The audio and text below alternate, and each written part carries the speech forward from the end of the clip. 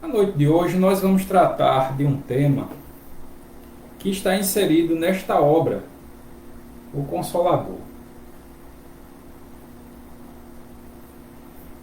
Esta obra ela é interessante, nós já estamos na terceira semana consecutiva, terceira segunda-feira, tratando desta obra, e ela tem um aspecto bem peculiar porque ela trata de temas que a princípio são estranhos dentro de uma estrutura religiosa. Por exemplo, falar de química dentro de uma religião, falar de geografia, falar de artes,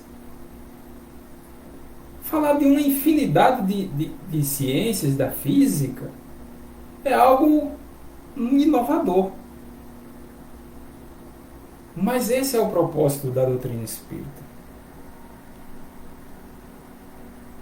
E é curioso, porque as pessoas às vezes fazem uma divisão entre aquilo que diz respeito ao templo e a oficina. Né? A oficina é todo o mundo, e o templo diz respeito a onde nós vamos orar, fazer nossas preces, nossos pedidos, se refazer energeticamente.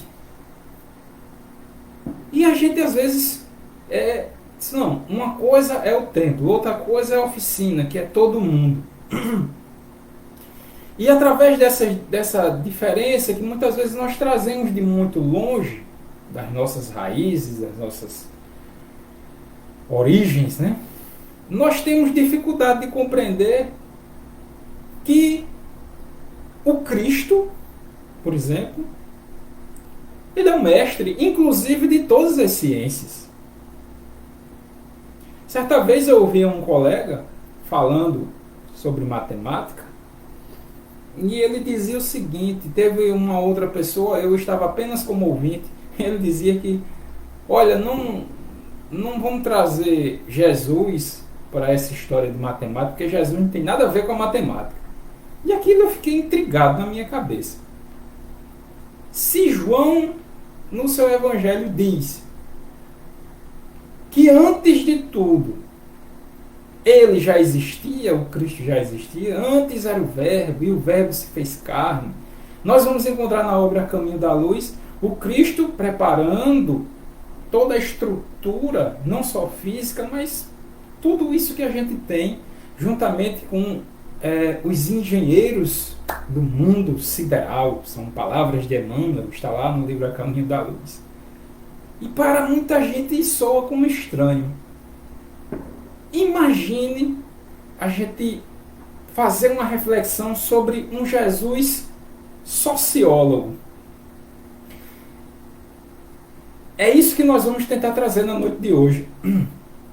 Não a sociologia, um ramo do conhecimento em que se prevalece da observação das leis, da sociedade, para construir um arcabouço teórico que vá suprir as necessidades das pessoas.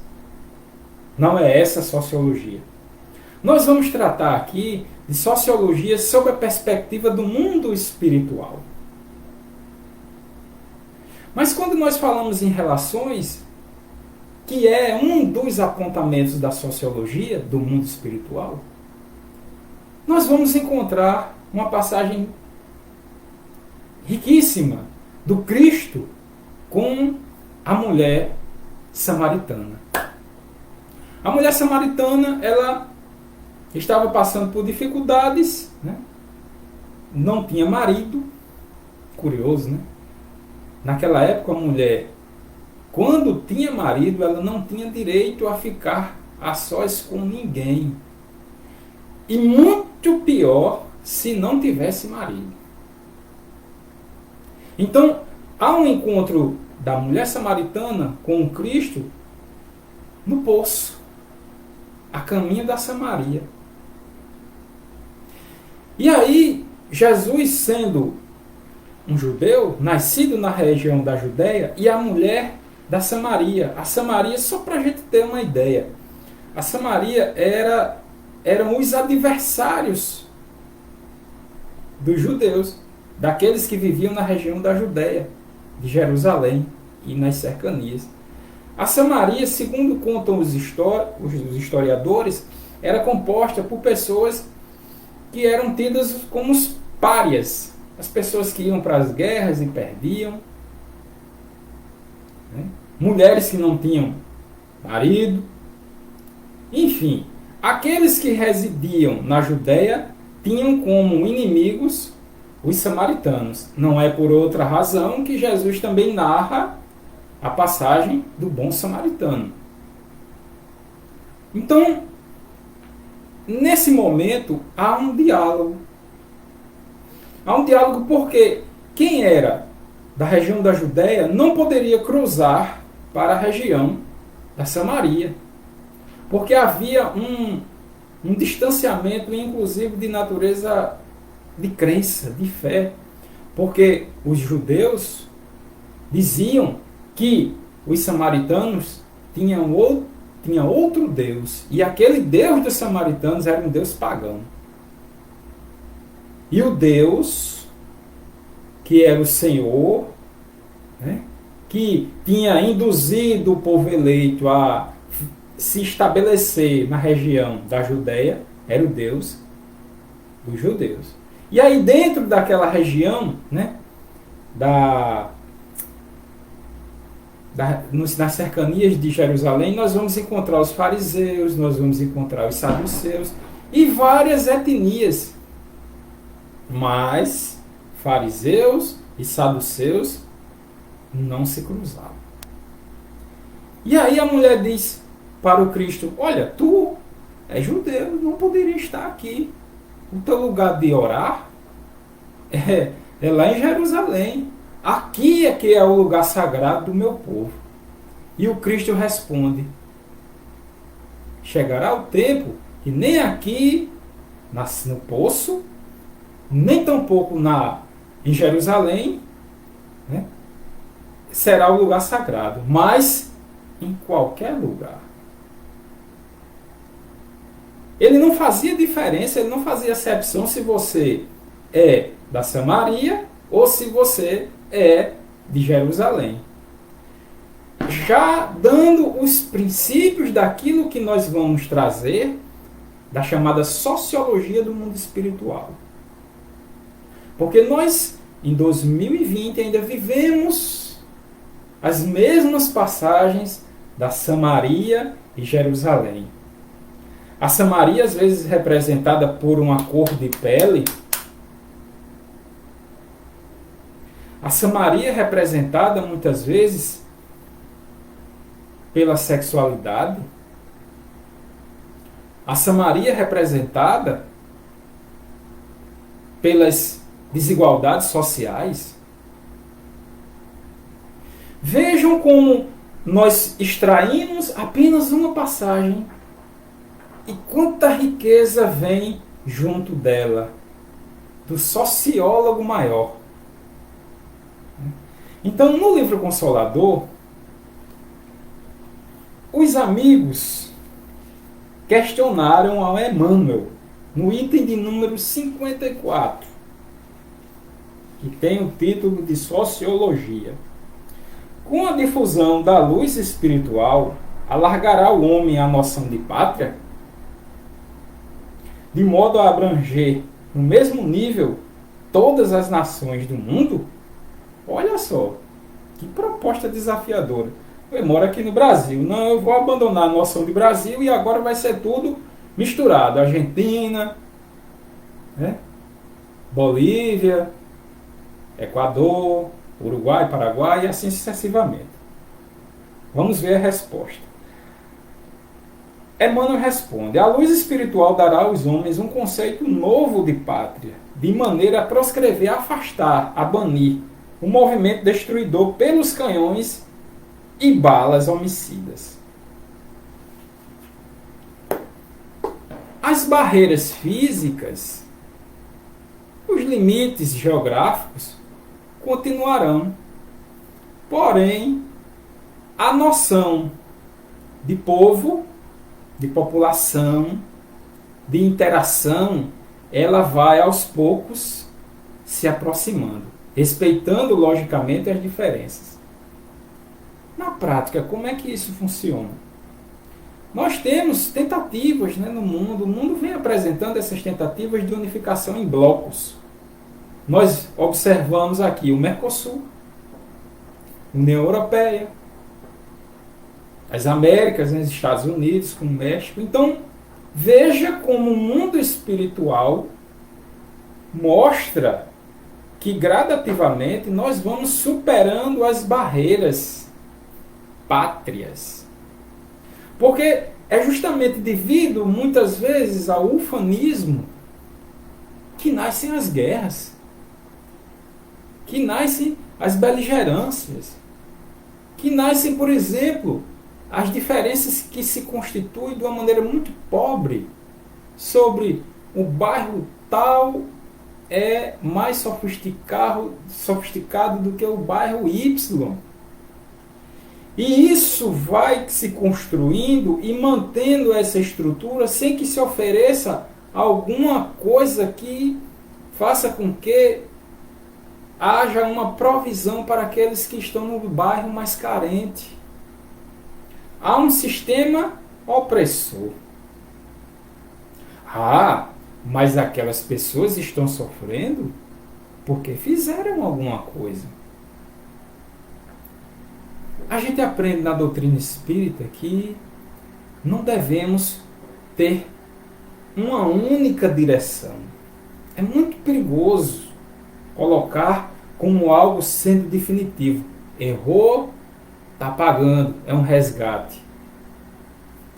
Não se sabe se aquela atividade ou aquela situação é fruto de uma escolha do mundo espiritual. Eu escolhi passar por determinada situação. Por exemplo, sobretudo aqueles que já estão há mais tempo no Espiritismo, podem lembrar de Jerônimo Mendonça. Jerônimo Mendonça. Um jovem curioso que ele gostava de jogar futebol e tinha habilidade para seguir adiante. Mas entre os seus 15 e 16 anos começou a sentir alguma coisa estranha no seu corpo, nas pernas. E isso foi tomando maiores proporções a tal ponto dele ficar paralisado, não poder mais caminhar com suas próprias pernas. E aí conhece o Espiritismo, né? E vai fazer palestras deitado numa cama. E daí vem o apelido de o gigante deitado. Agora, amigos, qual a sensação nós teríamos de ver uma criatura deitada com a capacidade de conhecimento que ele tinha, uma impostação, uma vibração, deitado e fazendo palestras consoladoras para outras pessoas? E aí a gente que está observando aquela cena, será que nós teríamos coragem de dizer: é um resgate, está pagando? Veja como nós mudamos. Será que não foi uma escolha dele, um espírito da elevação de Jerônimo Mendonça? Será que não foi uma escolha dele para que ele dê lição para nós, que muitas vezes temos um corpo perfeito, passamos por algumas dificuldades, mas sintonizamos muitas vezes naquela onda negativa? Não, olha, não está bem, eu não estou bem, é assim, eu vou sofrer porque eu errei, eu tenho que sofrer, numa atitude de martírio, né? Então, nem sempre as pessoas que estão nessas condições a que eu me referi, em bairros, por exemplo, né, mais necessitados, mais carentes, estão ali porque estão pagando. Não. Não é assim que funciona. Mas qual é o nosso olhar sobre a ótica da sociologia espírita? É importante.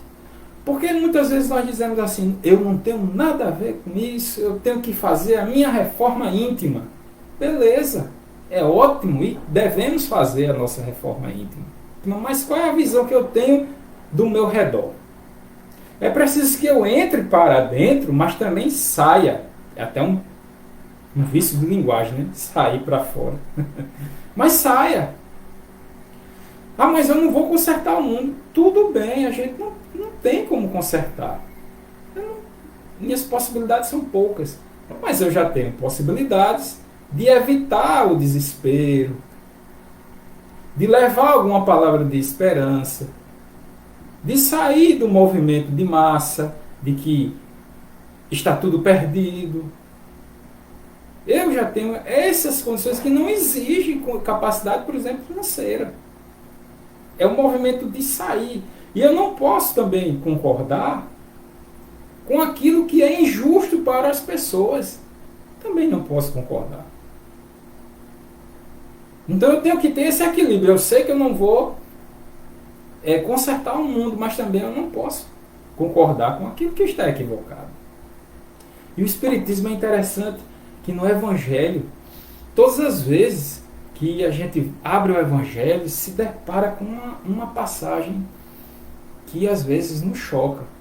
Porque tem uma passagem no Evangelho que diz o seguinte, que o Espiritismo ele é o revolucionador, inclusive das questões sociais. E é uma das bandeiras do Espiritismo. Porque às vezes a gente se conforma, não, porque aquela situação ele tem que passar mesmo. Mesmo que eu não possa fazer nada, mas o meu pensamento tenho que vibrar, tenho que pensar para que aquela situação se resolva de uma maneira ou de outra. De uma maneira menos traumática possível. O que custa um pensamento? Uma vibração, como nós chamamos. Detalhe que essa vibração, esse pensamento, agora mesmo quando nós estamos fazendo aqui as nossas reflexões, quando nós estamos raciocinando, que a proposta do Gotas Literárias é impulsionar o raciocínio, para que nós, cada um de nós, vamos construindo as nossas ideias. Então essas ideias, quando são boas, o mundo espiritual, os espíritos, os nossos amigos, os nossos anjos, os nossos guardas protetores, se valem dessa energia para, inclusive, auxiliar outros que estão carentes nesse exato momento. Então, aos poucos, essa noção de pátria, uma pátria se sobrepõe à outra, ela vai perdendo força. Nós estamos acompanhando agora pátrias riquíssimas sobre a perspectiva financeira e que estão sofrendo. Mesmo com todo o capital, mas estão passando por sofrimento. Então essa sociologia do mundo espiritual ela é importante, porque ela vai quebrando estas barreiras e alargando os nossos horizontes. É muito pobre. É muito pobre essa discussão, por exemplo. O nordestino, ele é estigmatizado. O sulista é superior. Isso é muito pobre. Porque nós somos, e é bom sempre lembrar disso, espíritos imortais. E é a partir dessa leitura tão fundamental que nós vamos nos afastando desse movimento tão frágil, em que se discute a prevalência de uma cor sobre a outra. Espírito tem cor. Espírito tem sexo. Será que em existências anteriores, eu tinha essa cor? Ou será que esse corpo não é apenas um empréstimo para o espírito que por hora está ocupando este corpo? Então veja como muda a nossa perspectiva. E é por isso que é importante que nós tenhamos essa visão. Por quê? Porque à medida em que eu sou uma pessoa mais dura, mais severa em relação aos diferentes, amanhã ou depois eu poderei experimentar essa dureza sendo um personagem que vai passar por aquela situação. Eu me recordo de um casal, de uma mãe e uma filha em Pedro Leopoldo. Divaldo narra muito bem essa história, em que elas, no período da Inquisição, participaram da corte espanhola, mãe e filha. E a mãe ainda tinha um filho que a mãe induzia o filho a fazer as maiores atrocidades naquele período de Inquisição, em que houve a perseguição dos judeus. Então elas reencarnam em Pedro Leopoldo, estão em Pedro Leopoldo, e numa situação de penúria, com transtornos emocionais, né? E tudo mais. E Chico, todo Natal, todo final de ano, deixava a sua própria família e ia para essa residência. Agora o detalhe nessa história, porque muitas vezes a gente vê o sofrimento, mas teve a libertação. Porque o que ocorreu? Aquela situação daquelas pessoas que passavam por uma situação inclusive de miséria, desigualdade social, de miséria. E Chico ia lá e levava os mantimentos, mas no dia do desencarne de uma delas, narra Divaldo, que espíritos da mais elevada magnitude estavam aguardando o desencarne dela. E aqueles outros que estavam no mundo espiritual e que acompanhavam a cena se compadeceram daquela situação. E libertaram, inclusive, aquela criatura. Uma delas, que é a filha, né? E que depois dessa filha, essa filha desencarna, uma história belíssima, e ela vem auxiliar Chico. Chico tem problemas cardíacos, né? Certo dia não se sentiu muito bem e sentiu um toque. Alguém o tocou. Com a mediunidade que ele tinha, ele percebeu a aproximação de alguém. E aí era justamente a pessoa a quem ele tanto auxiliou. Veja, Chico fazendo o papel dele de redução das desigualdades sociais. Não consertou o mundo, não vai deixar de existir pobre. Não vai. Porque, vejamos, se todos os bens que existem no mundo fossem divididos de forma igualitária, com o nível de consumo que nós temos hoje, esta terra não resistiria mais. Nós já teríamos sido extintos. A ciência, né, os estudiosos mostram que a capacidade de produção da matéria-prima, né, levando em conta, por exemplo, o estilo norte-americano, se todo mundo consumisse como o norte-americano, não existiria mais matéria-prima. Olha aí. E às vezes a gente acha que o bom, a felicidade, está justamente em tudo aquilo que é trazido de fora para cá. Como uma conquista material, enfim. Mas também não é que a gente vai ter esse desapego das questões materiais. Chico e Emmanuel têm um livro muito interessante chamado Dinheiro. Porque às vezes a gente diz, não, olha, dinheiro é mau. E às vezes a gente está tão apegado ao dinheiro que nem percebe. Então nem uma coisa nem outra. O dinheiro não é mau. A destinação que se dá a ele, aí é que faz a diferença. Não tem nada de mal. A matéria não é mal. A matéria ela é neutra. Nós é que manipulamos. Então, na questão de número 55, é feito o seguinte questionamento a Emmanuel. A desigualdade verificada entre as classes sociais no usufruto dos bens terrenos perdurará nas épocas do porvir? Olha a resposta. A desigualdade social é o mais elevado testemunho da verdade da reencarnação, mediante a qual cada espírito tem sua posição definida de regeneração e resgate. Mas ele continua.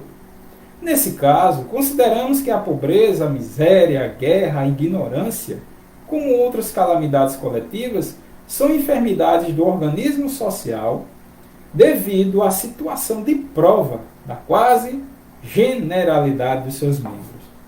Vamos parar aqui. Eu narrei a história de duas criaturas que participaram da Inquisição nas cortes, né? Nas cortes europeias, participaram e vieram em existência, até chegar a Pedro Leopoldo, naquela situação que eu já narrei. Mas ele coloca aqui que a questão dessas diferenças, e Kardec até questiona, essas diferenças vão sempre existir no Livro dos Espíritos, né?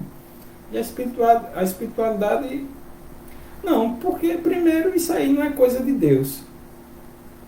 Deus nos fez com os atributos divinos. Resta para nós desenvolvê-los. Só que nesse desenvolvimento nós temos o nosso livre-arbítrio. E aí nesse nosso livre-arbítrio muitas vezes vamos fazendo escolhas mais avarentas, por exemplo, sem perceber. Eu vi uma entrevista, me permitam, por falar nessa questão de desigualdade, de Renato Prieto. Quem tiver curiosidade, acompanhe o trabalho de Renato Prieto. É um ator, ele participou, foi o personagem principal do Nosso Lar, né, do filme, interpretou André Luiz, mas eu acompanhei uma entrevista dele há uma semana, na live, e ele dizia o quanto é difícil, né, observar a passagem do servir a Deus e a Mamon. Aí ele relatava que para levar ao ar, levar aos cinemas o Nosso Lar, foi a maior dificuldade, uma das maiores dificuldades que ele já enfrentou. Por quê? Apesar de alguns empresários, e eu percebi que ele ficou com aquilo quase saindo da boca. Mas por uma questão de caridade, é bom evitar.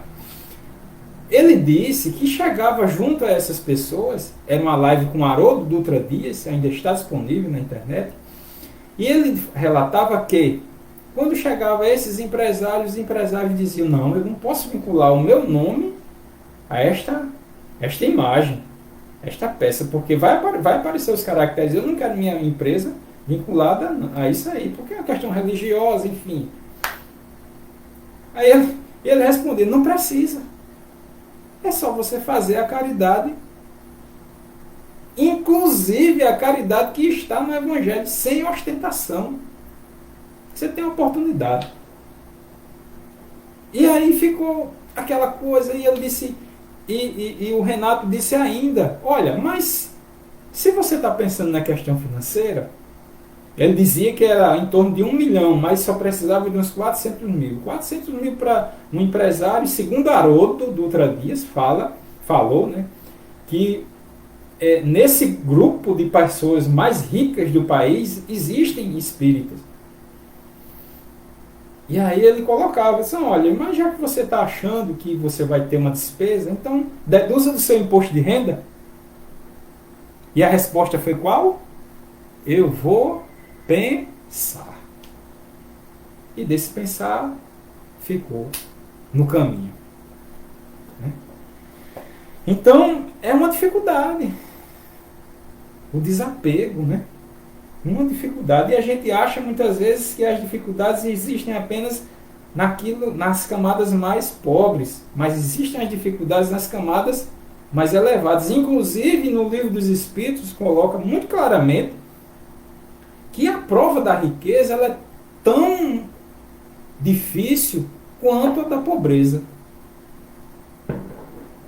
Tão difícil quanto a da pobreza. E às vezes a gente fica assim, pensando, mas será que é mesmo? Porque as pessoas que muitas vezes passam por dificuldades, eu queria ter a vida daquela outra pessoa. E de repente, de uma hora para outra, aparecem as cenas trágicas, né? Suicídios, né? É uma outra dica que eu vou dar também. Quem puder acompanhar as jornadas de André Trigueiro no seu Instagram e no YouTube, tratando do livro dele, Viver é a Melhor Opção. É uma temática voltada para a prevenção do suicídio. Sempre aos domingos, das 9 às 10 da manhã. É imperdível. Pois bem, então nós achamos que de repente acontece uma cena dessa natureza, uma pessoa que teoricamente vivia bem, né, bem aceita na sociedade, e por aí vai. E não é bem assim. E o Livro dos Espíritos nos coloca com uma clareza muito grande. É muito difícil a prova da riqueza. Ela é tão difícil que, por exemplo, um senador Públio Lentulus, nós vamos encontrar lá na obra Há 2000 anos, ele antes de estar encarnado naquela existência como senador Públio Lentulus, numa existência anterior, ele tinha sido aquilo que ele, na existência atual, ele achava que era o avô. Porque ele sonhava com o avô, mas na verdade era ele. Era ele. Numa existência passada. E nos sonhos, ele sonhava, tá, e está nas primeiras páginas do livro Há 2000 anos. Ele sonhava em que teve toda aquela passagem lá como uma pessoa também do Império Romano e praticava certas atrocidades. E o sonho continua, ele narrando para um amigo dele, porque ele achava estranho toda essa história de sonho, e ele narrava que morreu, desencarnou, e foi para o mundo espiritual. Quando chegou no mundo espiritual, passou por algumas dificuldades, quando despertou, vieram para ele e disseram: você terá uma nova oportunidade, você vai voltar num ambiente que você vai ter todas as condições materiais, mas chegará um momento em que você decidirá o que você vai fazer com a sua existência.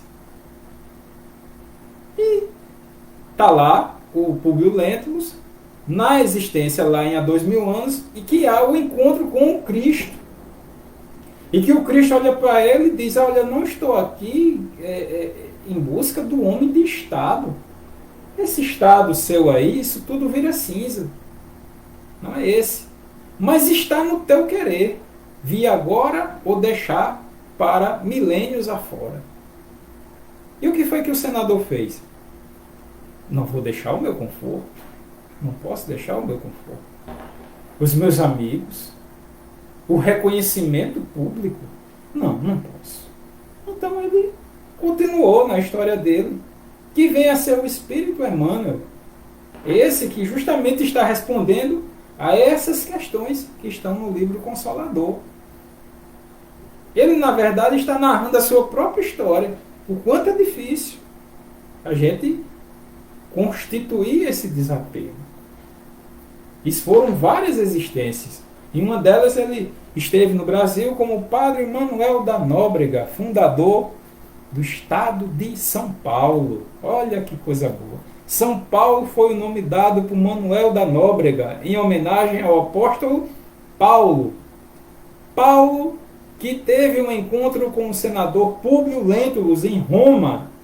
Públio Lentulus, que vem a ser, nas existências, né, na sequência, o Padre Manuel da Nóbrega. E o Padre Manuel da Nóbrega, com um sentimento, lembrando, lá nos seus arquivos espirituais, do encontro que teve com Paulo, já no fim da sua existência, coloca o nome da cidade de São Paulo. Muita história.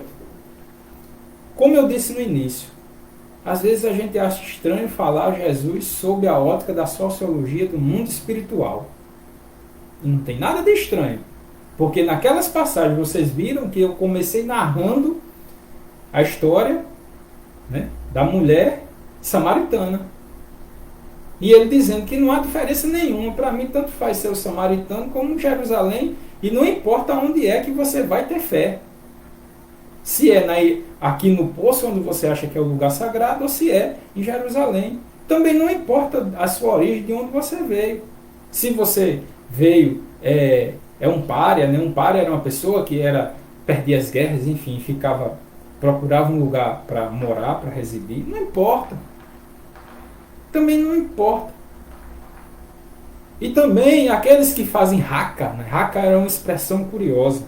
Quando um fariseu encontrava um samaritano, fazia essa expressão raca, é uma espécie de cuspir no chão. É como se estivesse dizendo: você é uma pessoa que me dá nojo, por exemplo. É esse termo. Veja que lá atrás, e a gente ainda respira esses ares nos dias atuais. Né? Mas, na questão seguinte, é perguntado a Emmanuel: pode admitir-se em sociologia o conceito de igualdade absoluta? Todo mundo vai ser igual, todo mundo do mesmo jeito? A concepção, Emmanuel responde, a concepção igualitária absoluta é um erro grave dos sociólogos. Sociólogos, ele fala da ciência da sociologia da Terra, em qualquer departamento da vida. Não tem como colocar todo mundo igual. Porque se nós somos espíritos imortais, se hoje eu tenho uma conduta, por exemplo, de pensar mal dos outros, falar mal dos outros, o que é que vai acontecer? Se eu continuar nessa tocada, eu vou ter que refazer. Aí tem as nossas amigas aqui que nos acompanham, que tem uma vida em que, apesar das dificuldades, vão tentando se reerguer. Alguém comenta algo que não satisfez, usa da caridade, perdoa. Então quem é que vai, agora ou depois, ter uma vida mais tranquila?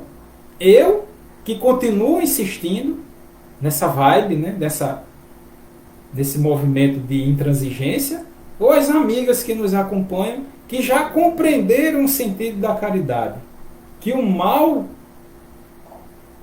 que os outros fazem não vai fazer mal para elas, mas para si próprio, para mim mesmo. Que o mal que elas fazem, esse é que pode fazer mal para elas. Veja como muda, né?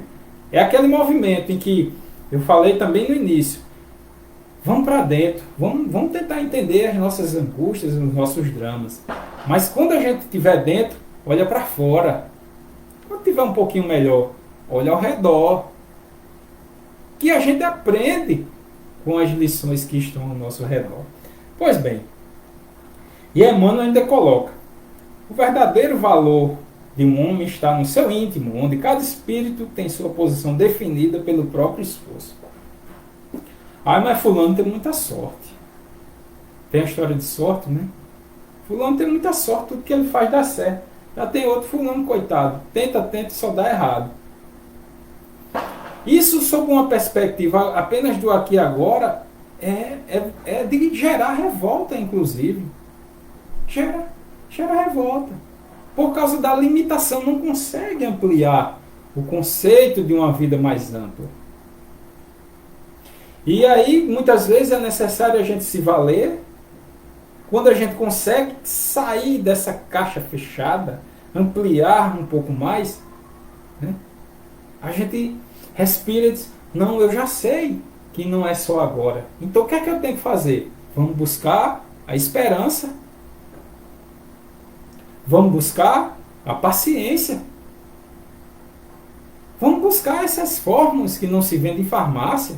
Mas quando a gente começa a entender, a gente suaviza um pouco.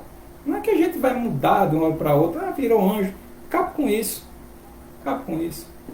Às vezes a gente tem, pelo menos eu, surge cada ideia que eu digo: meu Deus, sou eu. E aí, ao mesmo tempo, a minha mente diz: é você. É você. Né? Então, cada um tem seu mérito, cada um tem seu momento. Tem pessoas que passam por dificuldades e que saem com galhardia, né? Enfim. Agora, ele coloca aqui que esses direitos, né, que uns estão assim passando por uma situação um pouco melhor e outros com mais dificuldade, e esses direitos são os da conquista, da sabedoria e do amor. Veja bem, ele não fala aqui em questão material nenhuma. Questão material, quando a gente retorna para o mundo espiritual, fica. E nós levamos aquilo que nós somos no nosso íntimo. Não adianta a gente tentar imortalizar pelas coisas. É pelas ideias. As ideias é que movem o mundo. As coisas são consequências das ideias. E é por isso que tem um ditado que diz: você pode matar até uma pessoa, mas a ideia ela vai continuar. Né? Martin Luther King, negro, né, foi executado. Mas a ideia dele continuou. E continua até hoje e ainda vai muito além. Então, o que conta nos nossos direitos são A conquista da sabedoria e do amor. É uma grandiosa escala progressiva em matéria de raciocínios e sentimentos. Olha, gente. Raciocínios e sentimentos. A sociologia do mundo espiritual, se a gente puder resumir, está aqui. No raciocínio e no sentimento. No raciocínio em saber que as dificuldades que nós passamos, elas são transitórias. E as dificuldades que os outros passam, muitas vezes injustas, eu não concordo, eu não posso mudar, mas eu posso vibrar. Se eu tiver capacidade financeira, eu posso auxiliar. O sentimento, raciocínio e sentimento, razão e sensibilidade. São as duas asas que nos fazem voar. E isso é feito em qualquer lugar. Não apenas numa casa espírita ou numa casa religiosa em que a gente frequenta. Minha gente, chegamos ao final. Eu quero agradecer a todos. Né? A todos um abraço e muita paz para todos.